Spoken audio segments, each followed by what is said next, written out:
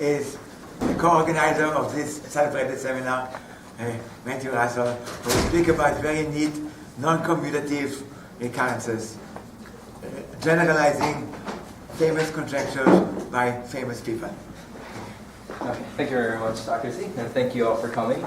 So the big topic that I'm going to talk about today, we should start off by discussing the Laurent phenomenon and what that is. So a lot of this is stuff I kind of covered in the talk that I gave a year ago, but not everybody was here at that. So let's just kind of rehash some of this stuff.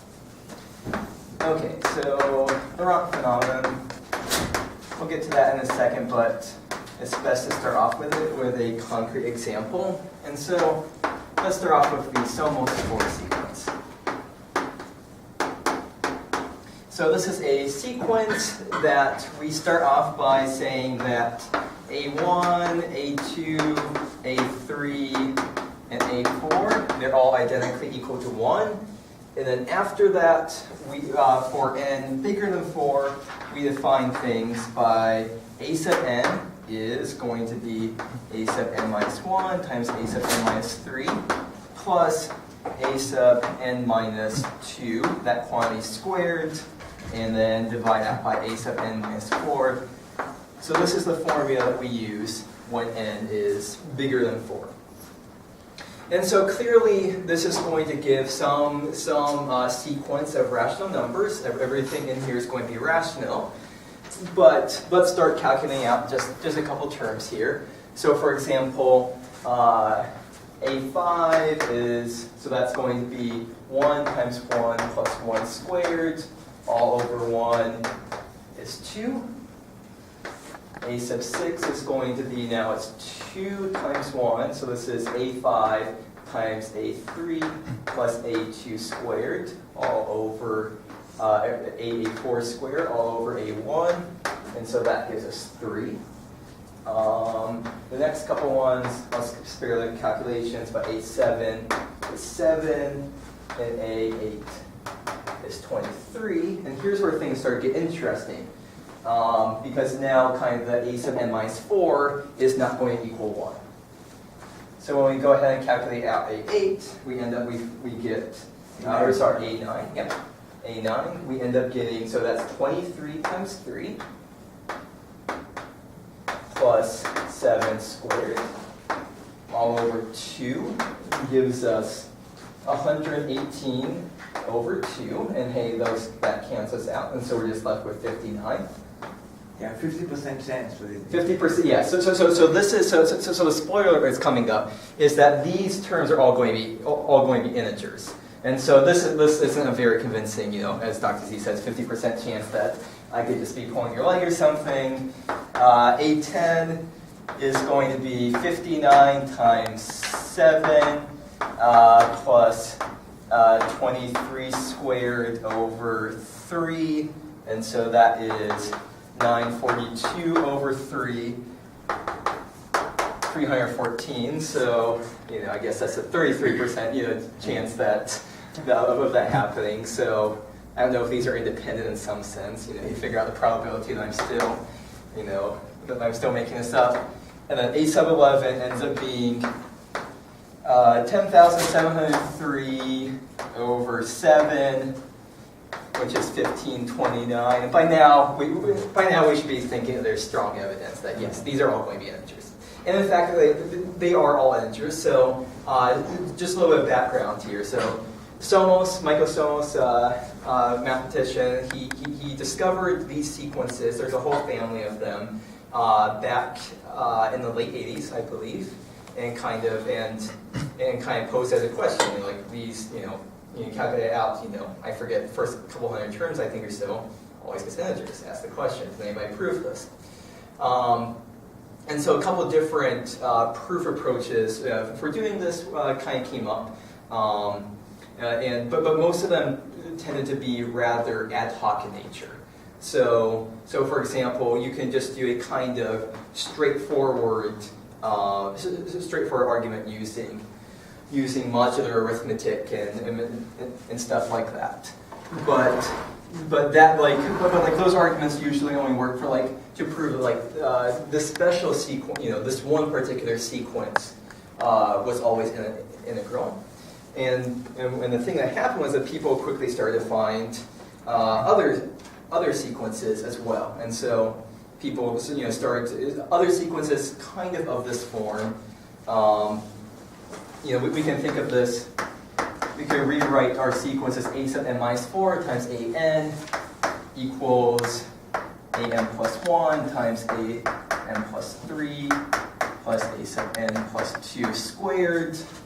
Or let me just rewrite this one more time as, now it's just, we're just looking for some function of a sub n plus 2, n plus 1, n plus 2, and n plus 3.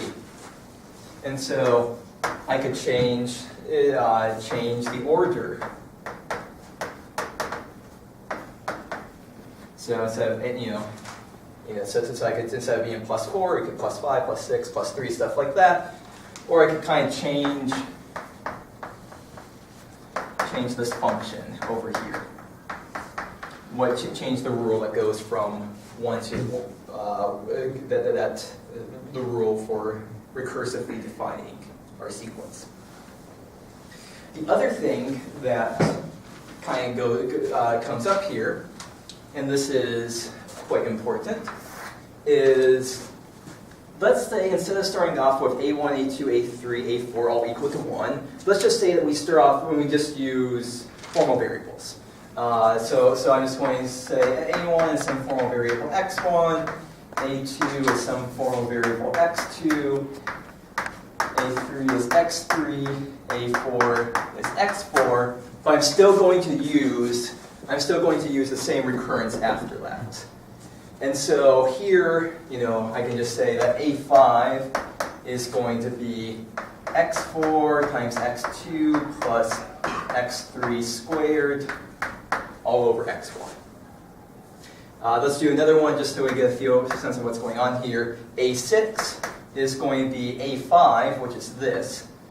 So x4, x2 plus x3 squared over x1 times, so it's x5 times x3 plus, or a5 plus a5 times a3 plus a4 squared all over a2, which is x2. And so this is x1, x2 in the denominator, x2, x4 plus x3 squared times x3 plus x1, x4 squared. So once again, we haven't gotten to the interesting stuff going on yet, because it kind of took us up until we got to like 9, 10, and 11 before it was like, there's something really going on here. But let me just write down. Let's ignore the numerators. Just zero in on the denominators after appropriate simplification. And so we end up with the denominator a sub 7 will be x1 squared, x2, x3. Denominator a sub 8 will be x1 cubed, x2 squared, x3, x4. And then a sub 9. So here's the first place where we could, we were dividing by, I guess, a sub 5 here, so we were dividing by this, so potentially something could go wrong, but it turns out everything cancels out nicely, and we're just left with the denominator being x1 cubed, x2 cubed, x3 squared, x4, a sub 10 gives us x1 to the 5th, x2 cubed, x3 cubed, x4 squared. I could keep going, but the denominators are always just going to be some, are always just going to be monomials. Just a product of the initial formal variables.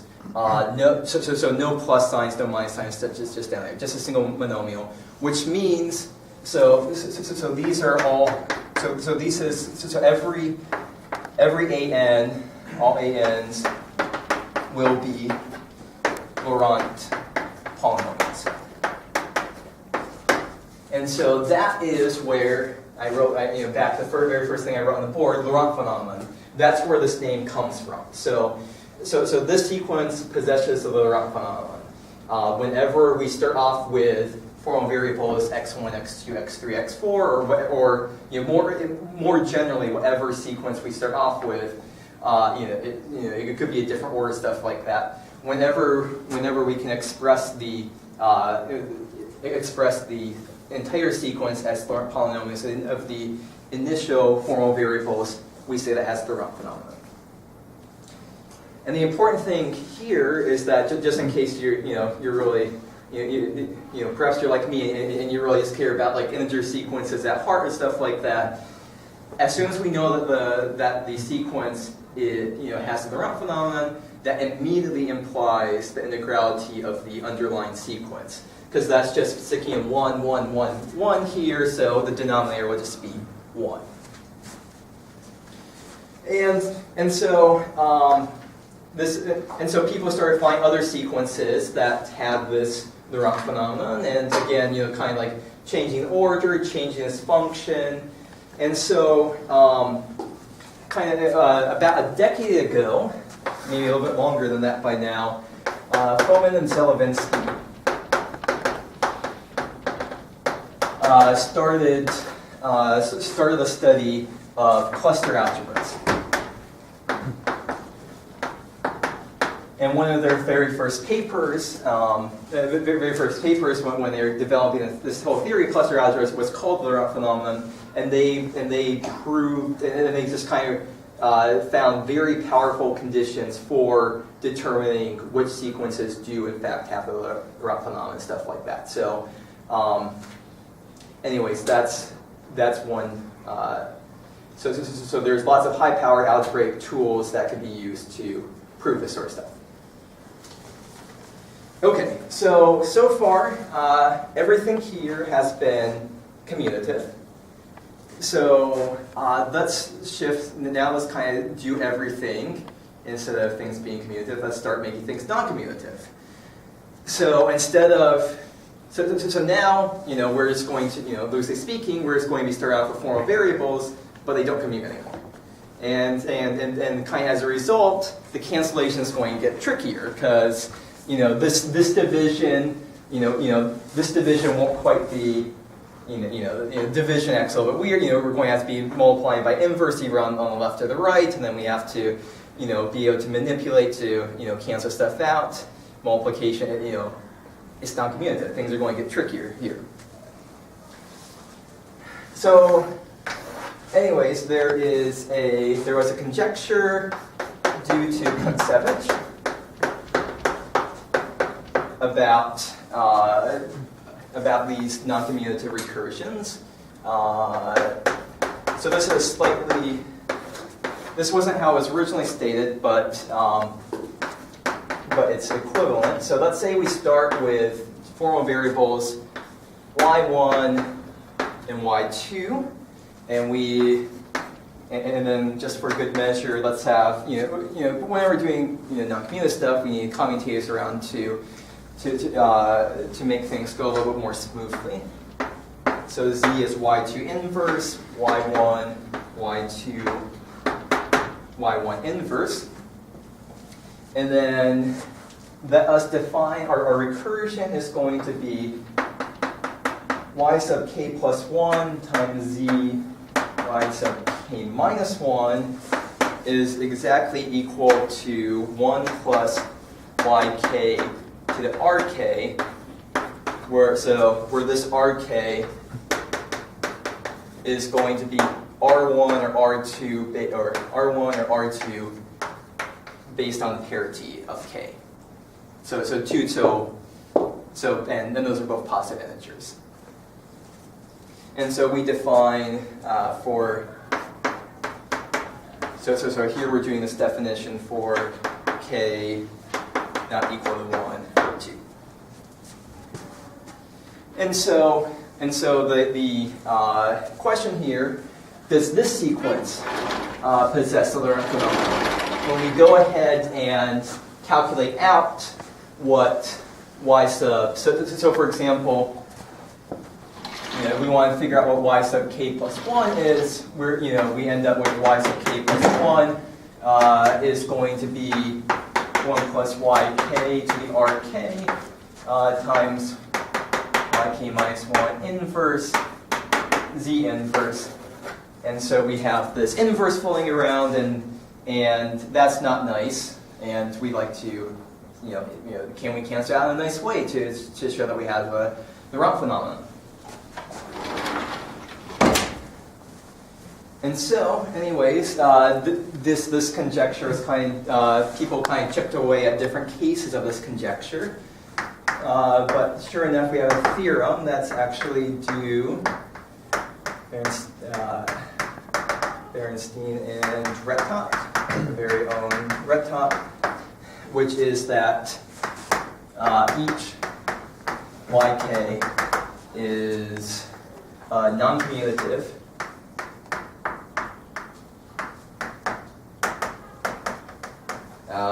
the Laurent polynomial in y1 and y2.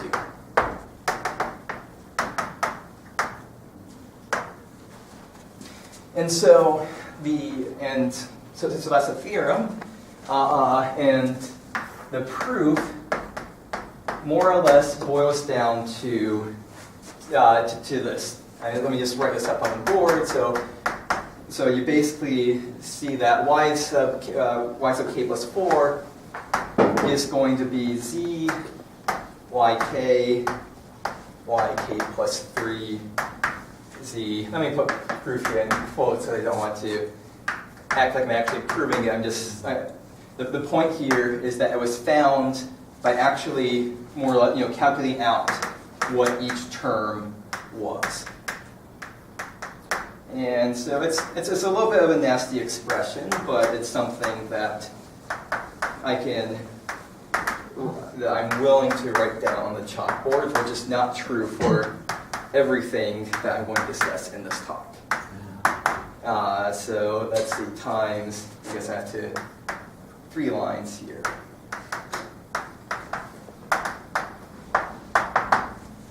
So there is so the paper has lots of algebraic manipulations to show that y sub k plus 4 is going to be some. So let's see if we can see what's going on here. So we have y. So z is always just has y1s, y2s, and inverses in it, so that's fine. Then it has yk, k plus 1, k plus 2, and k plus 3 in here, and so raised to various powers, and so all of that is going to be fine because so we start off with let's see what am I getting at here? Because if we set for what y4 equals, it's going to have y0s, 1s, 2s, and 3s in it. Y1 and y2 are going to be the stuff are variables here that we were trying to show that's the Laurent polynomial, and then y0 and y3 they're both going to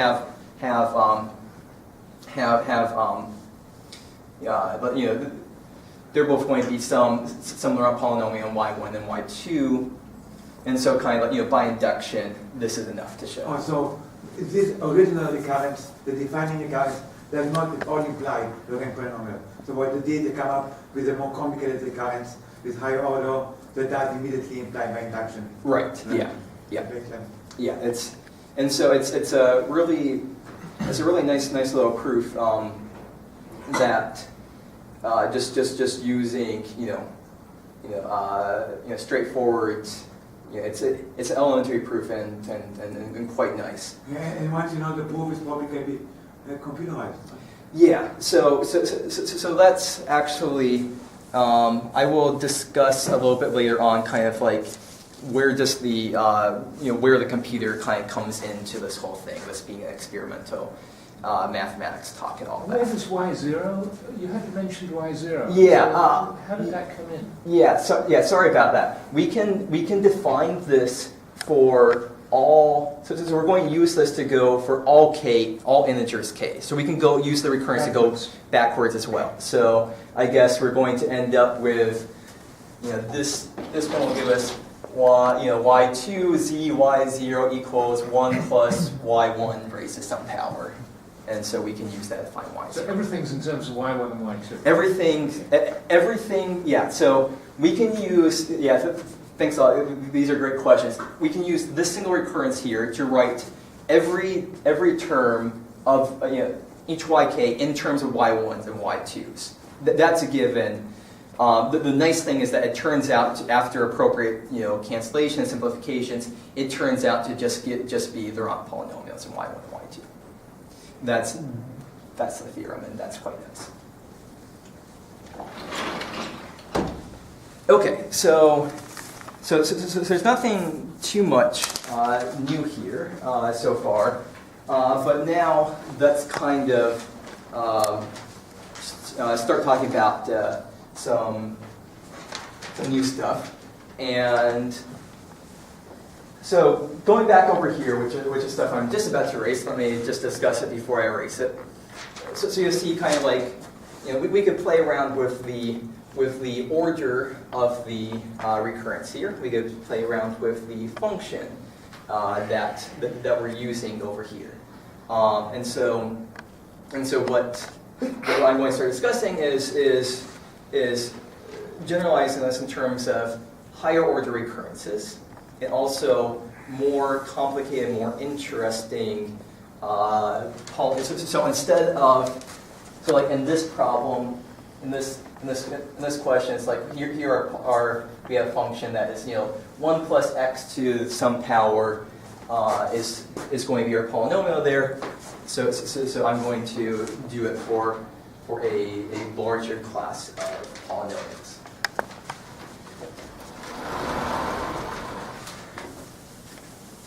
Okay, so let's get up some definitions for the rest of the talk.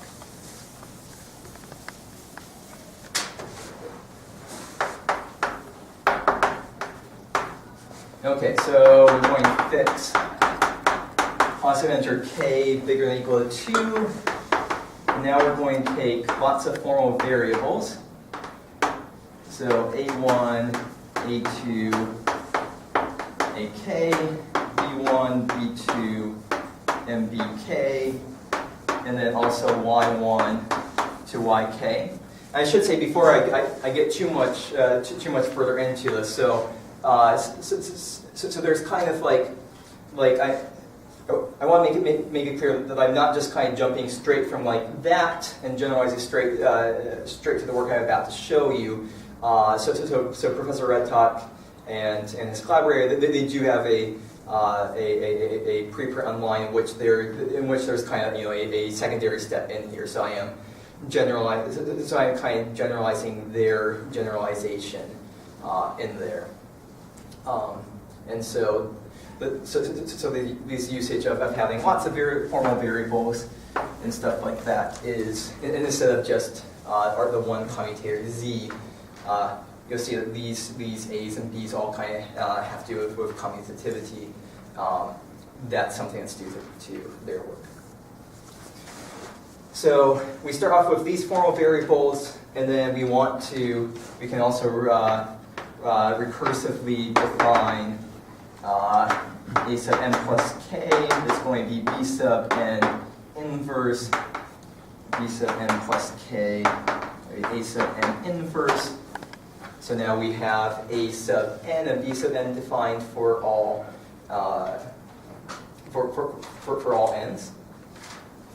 And now I need to kind of discuss. I said, I'm going to do this for more polynomials.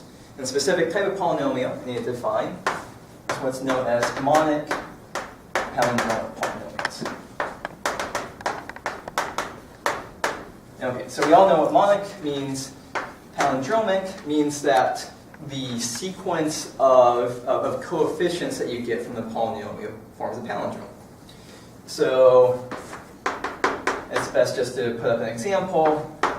That's the easiest way to understand what's going on here. So 1 plus 4x plus 3x cubed plus 4x to the 5th plus x to the 6th. So here our coefficients go 1, 4, 0, 3, 0, 4, and 1. So monic palindromic polynomial. Note that and this is quite important, those pop up, that because it's a monic polynomial, that means that the constant term also has to be 1. So this is in one variable only? Yeah, this is going to be, so just one variable polynomials. You'll see kind of how we Because otherwise, palindromic is less obvious what Right. it means if you've got non-commutative variables. Yeah. So you'll see kind of how we get around that difficulty. We'll be basically it's a polynomial one variable, but we'll be feeding in lots of variables. We'll be feeding a product of lots of variables into it. So now we also want to have so let's say that we have a sequence of monic palindromic polynomials that are all so we have this, so h sub n equals h sub n minus k for all integer n's. So we basically have k of these monic palindromic polynomials, and we just repeat them over and over and over again. And h k. I'm sorry? H of k. H sub so h sub n is equal. So I'm saying I have a sequence of h sub n that satisfy this condition. Okay. So I have h1, h2 up to hk, and I can recursively define from here on out.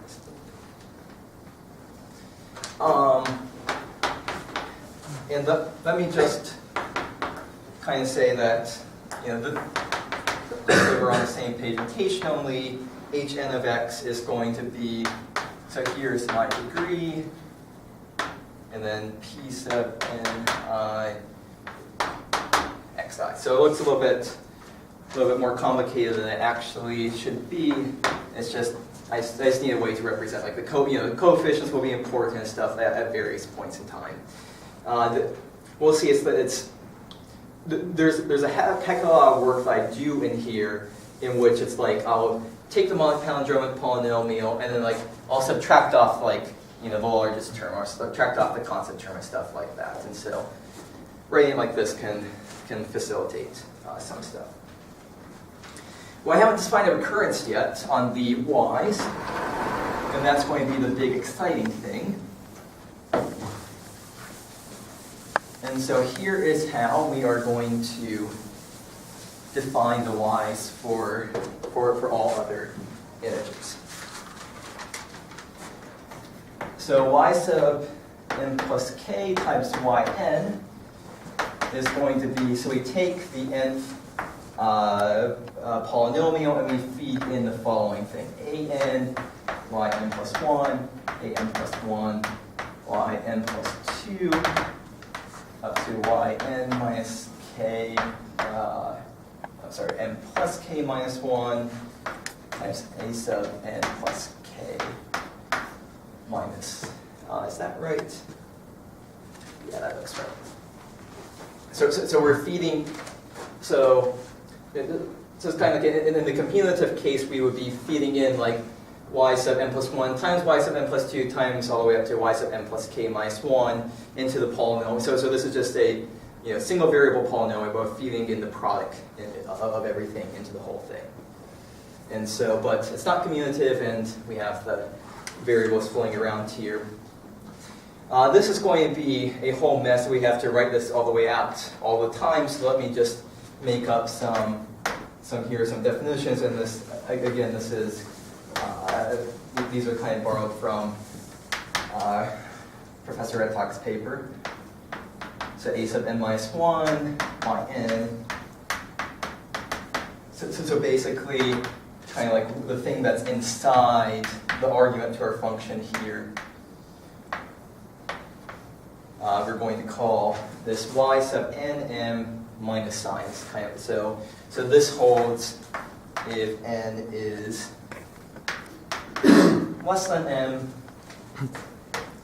and we can go the other way as well. In some cases, we want to list them off in the other order, but no surprise, just kind of from the I made a big mistake back here. I forgot to